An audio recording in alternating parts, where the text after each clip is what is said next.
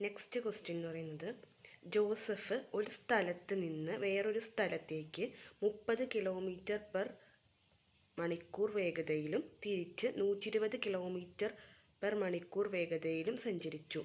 ഈ രണ്ട് ദൂരങ്ങളും കൂടി സഞ്ചരിക്കാൻ 5 മണിക്കൂർ എടുത്തുവെങ്കിൽ ഒരു വശത്തേക്ക് ജോസഫ് സഞ്ചരിച്ച ദൂരം എത്ര?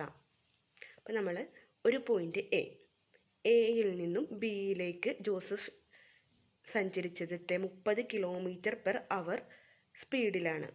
തിരിച്ചങ്ങനെ ബിയിൽ നിന്ന് എയിലേക്ക് സഞ്ചരിച്ചത് 120 കിലോമീറ്റർ പെർ അവറാണ്. അപ്പോൾ ക്വസ്റ്റ്യൻ എന്ന് പറയുന്നത് ജോസഫ് ഒരു വശത്തേക്ക് സഞ്ചരിച്ച ദൂരമാണ് കണ്ടുപിടിക്കേണ്ടത്.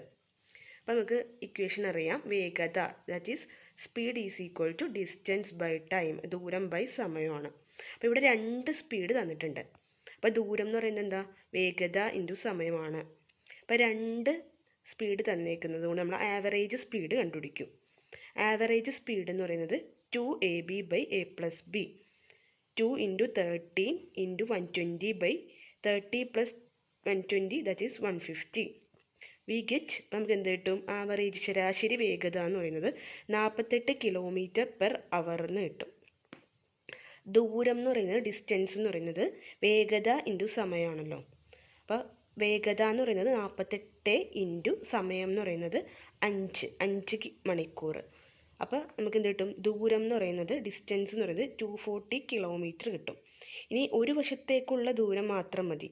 അപ്പോൾ എന്ത് 240/2 ചെയ്യുമ്പോൾ നമുക്ക് എന്ത് കിട്ടും? 120 കിലോമീറ്റർ.